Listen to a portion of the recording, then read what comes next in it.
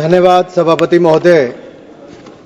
मैं माननीय प्रधानमंत्री जी को अपनी पार्टी का आभार प्रकट करता हूं, जिन्होंने मुझे वक्फ संशोधन विधेयक यानी कि उम्मीद unified Waqf management empowerment efficiency and development के समर्थन के में बोलने के लिए मौका दिया है। ये विधेयक नहीं, एक उम्मीद है।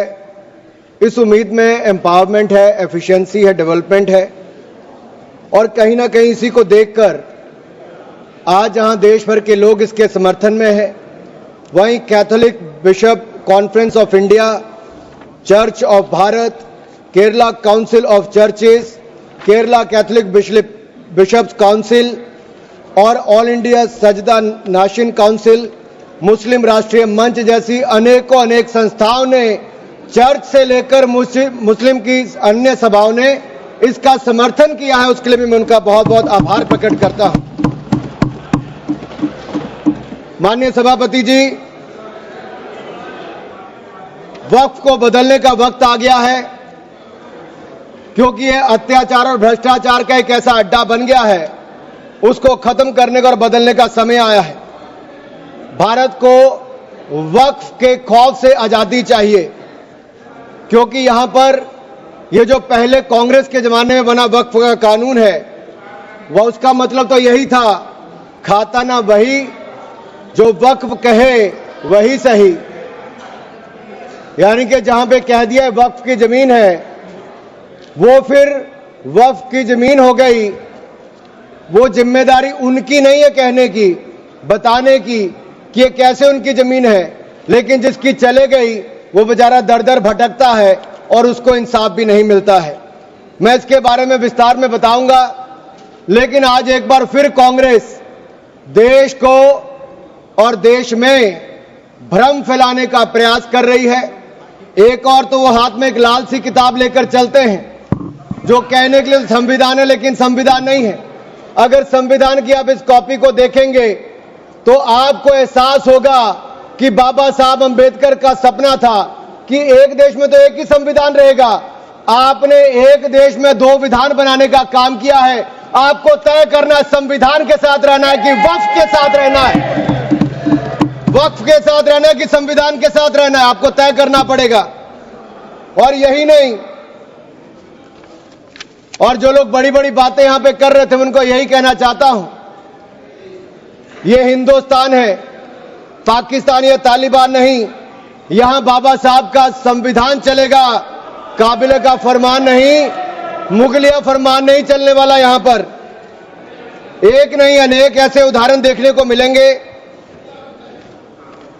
माननीय सभापति जी, आज हम केवल संविधान संशोधन पर चर्चा नहीं कर रहे, लेकिन एक ऐसे समानांतर सत्ता को चुनौती दे रहे हैं जो दशकों से अनियंत्रित रूप से अस्तित्व में है। वक्फ संशोधन बिल 2025 केवल कानून में बदलाव नहीं, बल्कि एक संदेश है। संदेश स्पष्ट है कि देश में एक ही कानून चलेगा, भारत का संविधान, और भारत के संविधान के ऊपर कुछ नहीं है।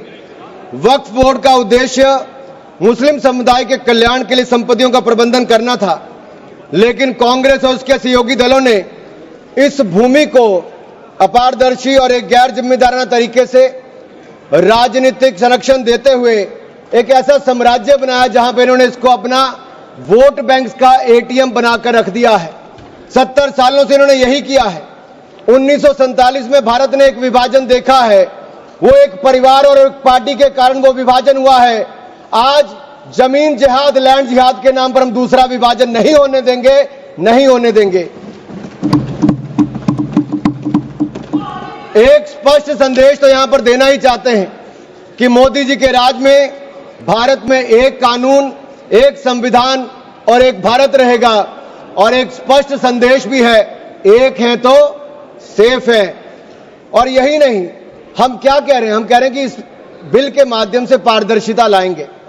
पारदर्शिता लाएंगे तो जवाबदेही भी तय करेंगे। लेकिन ये लोग जिनके लिए वोट बैंक का एटीएम है, जिनके अपने नेता भ्रष्टाचार के कई मामलों में फंसे हुए हैं, जिनके राज्यों में हजारों करोड़ रुपए के घोटाले हुए, जिनका उल्लेख मैं आगे करने वाला हूं, उस पर भी मैं आपके सामने प्रकाश डालूंगा एक के बाद दूसरी। लेकिन सवाल यह खड़ा होता है कि 70 साल से यह प्रक्रिया जो चल रही है, चाहे 1964 की बात हो, 69 की बात हो, उसके बाद एक के बाद दूसरे संशोधन आए, 95 से लेकर 2013 तक इन्होंने इस कानून को इतना ऐसा बना दिया कि इसको चुनौती देने तक का भी हक कहीं नजर नहीं आता था। ना कोई ऑडिट, ना कोई निरीक्षण, बस भूमि अधिग्रहण की बात, शहर दर शहर, गली दर गली, इस पर एक तरह से कब्जे के बाद दूसरा कब्जा करने का काम किया गया।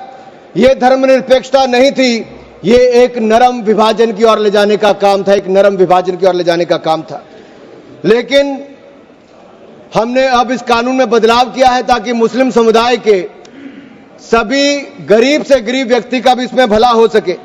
मुझसे पहले एक मुस्लिम समुदाय के एक सदस्य जो कांग्रेस पार्टी से आते हैं, वो अपना भाषण कर रहे थे। मैं उनको ही कहना चाहता हूं, अशरफ, अजलफ और अर्जल, क्या इनमें भी कोई अंतर है? और राहुल गांधी जी से पूछना चाहता हूं, और अखिलेश जी यहां पर पहले ज्ञान बांट रहे थे थोड़ा सा, क्या मुस्लिम समुदाय में भी जातियां हैं? क्या भेदभाव है? क्या छुआछूत है? लाल टोपी वालों का मैं बताऊंगा भी 2017 में जब आपकी सरकार आने से पहले घोटाले कितने थे? एक नहीं अनेक, लेकिन इनके काले कारनामे आज खत्म हो जाएंगे सर। ये विधायक कांग्रेस की तुष्टिकरण की राजनीति का अंतिम संस्कार करने वाला है, मैं विश्वास दिलाना चाहता हूं। This will be the last nail in the coffin of Congress politics of appeasement. अगर आप देखिए, इन्होंने इससे पहले भी पंडित जवाहरलाल नेहरू जी ने पहले तो देश के विभाजन करने में वो काम किया, उसके बाद धारा 370-35 से देकर ऐसे जख्म दिए कि हजारों लोगों की मृत्यु हो गई। लेकिन ये नरेंद्र मोदी जी की सरकार थी जिसने धारा 370-35 को सदा के लिए खत्म करने का काम किया है। यह हमारी प्रतिबद्धता थी मुस्लिम समुदाय की बहनों की ओर। जो ट्रिपल तलाक से निजात दिलाने का किसी ने काम किया तो नरेंद्र मोदी की सरकार ने किया है। आपने तो वायदा किया था कि जो पाकिस्तान, बांग्लादेश और अफगानिस्तान में रह गए हैं उनको वहीं पर पूरा न्याय मिलेगा, लेकिन नहीं मिला। लेकिन उनको भारत में भी आकर अगर उनको नागरिकता देने की बात थी तो आपकी सरकार में 60 सालों में नहीं हुआ। सीएए कानून किसने बनाया? तो वो भी नरेंद्र मोदी की सरकार ने बनाकर वो काम किया है। मैं एक बात और इसमें कहना चाहता हूं, अगर इसमें एक के बाद दूसरा देखा जाए, कांग्रेस ने कहीं ना कहीं और कांग्रेस के सहयोगी दलों ने वोट बैंक के लिए संविधान का सौदा कर लिया है, और ये सौदा ही किया है। तभी तो हमने एक के बाद दूसरे उदाहरण देकर कहा कि आपने कैसे उसको अपना वोट बैंक किया, एटीएम बना के रखा। लेकिन ये जो बिल है, ये अन्याय की जड़ पर प्रहार है, और इस प्रहार के बाद सबको न्याय, न्याय और न्याय ही मिलने वाला है। हमने कहा है कि प्रत्येक वक्फ संपत्ति रजिस्टर हो, पंजीकृत हो, उसके आंकड़े होने चाहिए, और हर झगड़ा कानून के अंतर्गत हल हो, किसी डर और भय के अंतर्गत ना हो। आपको इस बात का क्यों डर है? अगर किसी को न्याय मिलता है, ट्रिब्यूनल के बाद अगर कोई हाई कोर्ट, सुप्रीम कोर्ट जाना चाहता है तो आप क्यों रोकते हो? देश में हर कानून के अंतर्गत, चाहे इनकम टैक्स का हो या कोई भी हो, आप एक के बाद दूसरे कोर्ट जा सकते हो। लेकिन वक्त में ये कानूनी रोक क्यों लगाकर रखी थी? ये बिल जो कहा गया किसी धर्म के खिलाफ, ये बिल किसी धर्म के खिलाफ नहीं है। यह बिल भ्रष्टाचार, धोखा और धार्मिक सामंतवाद के खिलाफ है, और हम इसके खिलाफ रहेंगे। ये बात स्पष्ट है कि आस्था का विषय नहीं है। As long as prime minister Modi is the PM, the shops of appeasement will remain shut. This bill is not about Hindu versus Muslim. This is law versus lawlessness, constitution versus corruption, Bharat versus internal partition. और ये partition एक बार हो गया, अब आपके कारनामों के कारण बार बार नहीं होने देंगे। सर, मैं एक अंतर्राष्ट्रीय स्तर पे क्या परिस्थितियां वो थोड़ा बताना चाहता हूं। टर्की में 1923 के बाद 1924 में मिनिस्ट्री ऑफ वक्फ, इसको एबॉलिश कर दिया गया, और वहां पे जनरल डायरेक्टरेट ऑफ फाउंडेशन बना जो रेस्टोरेशन, मेंटेनेंस और यूटिलाइजेशन वक्फ प्रॉपर्टीज का करता है, और ये इसके बाद इसको लोगों की भलाई के काम के लिए पैसा लगाता है। कुवैत में भी ministry of Waqf and Islamic affairs है। ये एसेट, मस्जिद, स्कूल, अस्पताल, इनका सबका देखरेख करता है और मॉडर्नाइजेशन के माध्यम से, टेक्नोलॉजी के माध्यम से इसका फायदा उठाते डिजिटलाइजेशन किया है। लेबनान में मिनिस्ट्री ऑफ एंडाउमेंट्स और इस्लामिक अफेयर्स है जो इसकी मैनेजमेंट और यूटिलाइजेशन को सारे को देखती है और चैरिटेबल और कम्युनिटी के काम को देखती है। सीरिया में भी मिनिस्ट्री ऑफ वक्फ है जहां पर एप्रोप्रिएट यूज हो, रेवेन्यू हो, चैरिटेबल पर्पस हो, उसके लिए काम किया जाता है। इराक में भी सुन्नी एंडोमेंट और शिया एंडोमेंट ऑफिस है और यह भी सीधा सेंट्रलाइज फ्रेमवर्क के माध्यम से काम करता है। सऊदी अरेबिया में जनरल अथॉरिटी ऑफ वक्फ है जो इंडिपेंडेंट पब्लिक बॉडी है। सिंगापुर में MUIS है जो स्टैट्यूटरी बॉडी है, वो मिनिस्ट्री ऑफ कम्युनिटी डेवलपमेंट के अंतर्गत है। ये वक्फ मैनेजमेंट के डिजिटल सिस्टम के माध्यम से काम करता है। इंडोनेशिया में भी इंडोनेशियन वक्फ बोर्ड है जो इंश्योर करता है अच्छे काम करने के लिए, उनके भलाई के लिए। तुनिसिया में भी, इजिप्ट में भी, रशिया में भी, फ्रांस में इसी तर्ज पे काम किया गया है। लेकिन यहां पर ऐसा नहीं किया गया, यहां पे इसके खिलाफ ही काम करते रहे। चंद लोगों के हाथ में, राहुल गांधी जी कहते हैं कि चंद लोगों के हाथ में देश की संपत्ति है। राहुल गांधी जी सदन में नहीं, लेकिन मैं उनको बताना चाहता हूं, मात्र 200 लोगों के हाथ में अपने वक्फ बोर्ड दे रखे हैं और देश की लाखों करोड़ रुपए की संपत्ति उनको दे रखी है। क्या उनसे छुटकारा दिलाना चाहिए कि नहीं दिलाना चाहिए? क्या आम मुस्लिम को उसका लाभ मिलना चाहिए कि नहीं मिलना चाहिए? क्या मुस्लिम महिलाओं को, बच्चों को लाभ मिलना चाहिए कि नहीं मिलना चाहिए? क्या विधवाओं को लाभ मिलना चाहिए कि नहीं मिलना चाहिए? आप महिला विरोधी क्यों हैं? मुस्लिम विरोधी क्यों हैं? आप बदलाव विरोधी क्यों हैं? ये सवालों का जवाब आपको देना ही पड़ेगा। सर, एक कहावत है जो यहां पर बाहर कहा जाता है कि पता है यहां से बहुत दूर, पता है यहां से बहुत दूर और गलत और सही के पार एक मैदान है।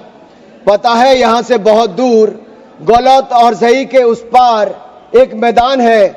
मैं वहां मिलूंगा तुझे और अगर वक्फ का बस चला तो वक्फ की संपत्ति बन जाएगा।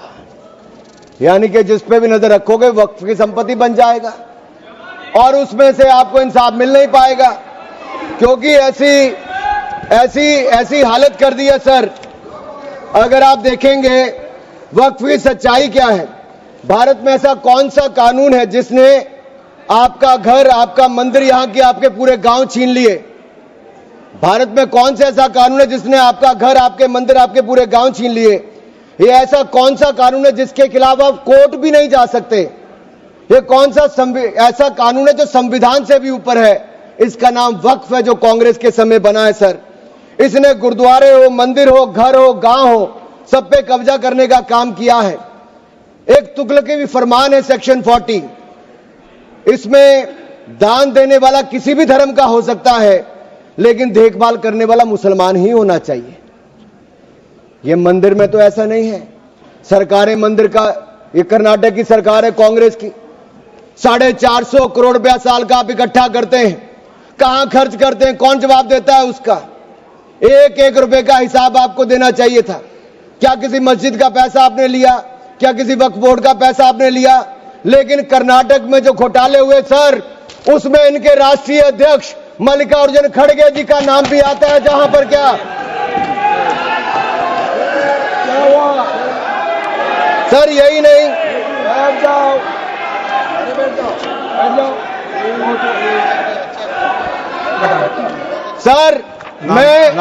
सर मैं इसको माननीय नहीं सर, मैं सबूत के रूप में सर मैं लाया हूं सब कुछ। मैं बोल दिया सर, ऐसा गिवन द डिसीजन निर्णय दे दिया बस। प्लीज सर, नाम नहीं लेता सर, मैं नाम वापस ले लेता हूं सर। बड़ी मुश्किल से परिवार के बाहर सर, इसमें सर मैं टेबल कर देता हूं सर, मैं टेबल कर देता हूं सर। ये मैं टेबल कर देता हूं सर। सर, आपकी अनुमति हो तो मैं ऑथेंटिकेट करके टेबल कर देता हूं सर। जी नाम वापस ले लिया, एक मिनट वापस ले लिया। ठीक है, एक मिनट आप सब बैठिए, आप सभी लोग बैठिए, आप सब लोग बैठिए। माननीय Venugopal ji please please sir, we are कौन सा रूल में बोल रहा है आप? To sir, 352 while a member is speaking to of the नाम डिलीट कर दिया, बताइए। sir. हमने कैसे नहीं नो एक मिनट आप लोग मत बोलिए माननीय वेणुगोपाल जी, हमने नाम एक्सपांस भी डिलीट भी कर दिया और उन्होंने भी वापस ले लिया। उसके बाद और क्या है? उसके बाद क्या है?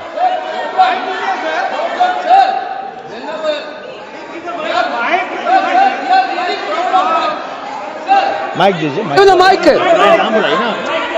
एक मिनट वेणुगोपाल जी बोलिए, आप वेणुगोपाल जी बोलिए, please be sit there, all members please sit there. Sir, while he is speaking, he is totally misled the House. Not only misleading the House, he took the name of Honorable Leader of Opposition of Rajya Sabha here in a very bad way. We are really proud, sir. We are really proud of that. We are having a Congress president who came from the grassroots level of this country.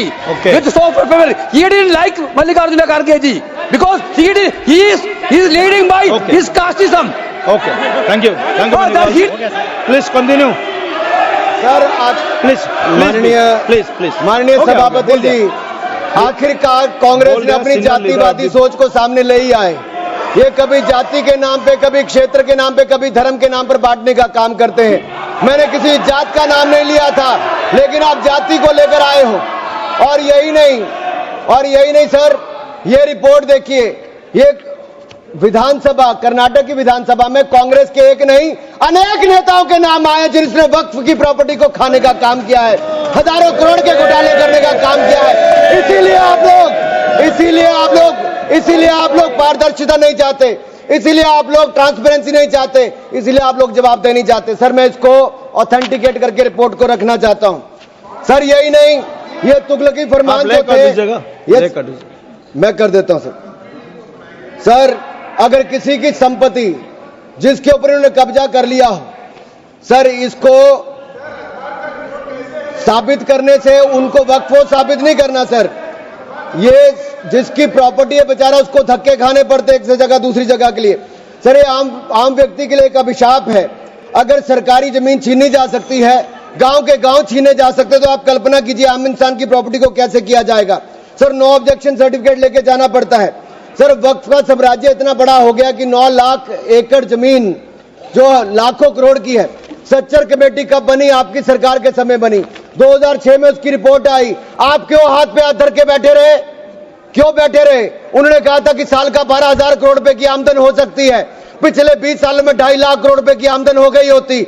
आमदन होती तो मुस्लिम महिलाओं का, बच्चों का और मुस्लिम समुदाय का भला हुआ होता, लेकिन कांग्रेस पार्टी ने भला कभी चाह ही नहीं मुस्लिम समुदाय का, केवल वोट की राजनीति करके रखा। सर ये कितनी है? मॉरिशस जैसे 2 देश, उसके बराबर वक्फ बोर्ड की जमीन है।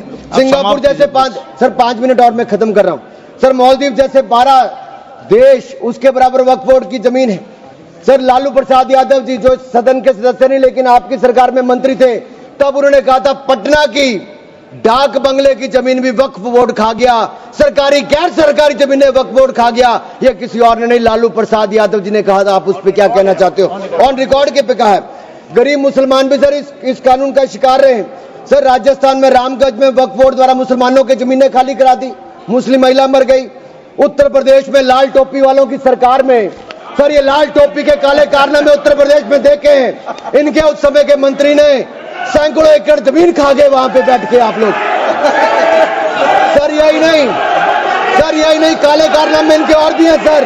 मैं सर ये सारा आपकी इजाजत से, सर ये मुस्लिम विरोधी भी है, महिला विरोधी भी है, पसमंदा विरोधी भी है, अहमदिया विरोधी भी है, और विरोधी भी है। सर यही नहीं, प्लीज बैठिए सर यही नहीं, आपका बारी आएगा, आप ये गरीबों के उत्थान के लिए तब भी कुछ नहीं कर पाए सर। आप बैठिए सर, ठीक रिकॉर्ड रखने का इन्होंने कुछ नहीं किया सर। हम क्या कहते हैं, शिया हो, अहमदिया हो, महिला हो, पिछड़े वर्ग के मुस्लिम समुदाय के लोग हो, उनको इसका सदस्य बनाइए। आप क्यों इसका सदस्य नहीं बनाना चाहते? आप मुस्लिम समुदाय में भी जातिवाद करते हो, उनके भी पिछड़े मुसलमानों को नहीं रखना चाहते। सर यही नहीं, sir Waqf is a state with in state, ये मुसलमानों का हक मारने का काम किया गया सर। यही नहीं सर, मैं आपको बताना चाहता हूं, जीरो अकाउंटेबिलिटी है वक्फ बोर्ड की, जीरो अकाउंटेबिलिटी। कैसा क्यों है सर? सर मनमोहन सिंह जी ने कहा था, अब कह सकता हूं, वेणु जी के नहीं कह सकता, कह देता हूं, पूर्व प्रधानमंत्री ने कहा था, आप सोच लेना किसने कहा था। पूर्व प्रधानमंत्री ने कहा था, Muslim must have first claim on our resources. एक सदा हिंदू विरोधी रहे हैं, ये केवल मुसलमानों के पक्ष में किया, लेकिन आपने मुसलमानों के लिए कुछ नहीं किया। अगर मुसलमानों को पक्के मकान, पीने का पानी, अच्छी शिक्षा, भोजन, ये सब किसी ने दिया है तो नरेंद्र मोदी जी की सरकार ने दिया है। धन्यवाद। यही नहीं सर, सर 3 मिनट में और सर खत्म कर रहा हूं। 1 मिनट में खत्म कीजिए। सर 1 मिनट में हो नहीं पाएगा सर। सर ये देखिए सर, मैं रिपोर्ट लाया हूं सर, कहां से कहां तक इन्होंने राज्य दर राज्य कैसे हिंदुस्तान की जमीनों पे कब्जा किया है।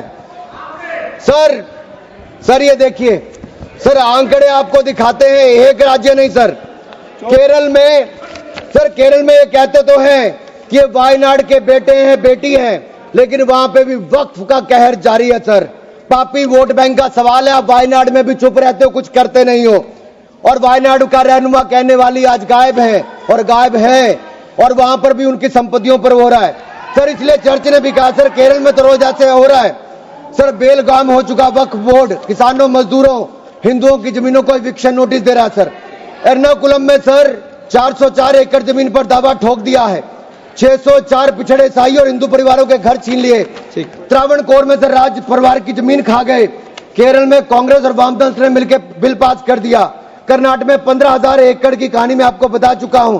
तिरुचिरापल्ली में सर इन्होंने एक गांव में 1500 साल पुराने प्राचीन मंदिर के साथ लगती जमीन सर, इस पे कब्जा करने की बात कही सर। सूरत के नगर निगम में सर मुगलों की संपत्ति बताने का काम किया सर। नगर निगम को भी सर बेट द्वारका के 2 द्वीपों पर दावा ठोक दिया है।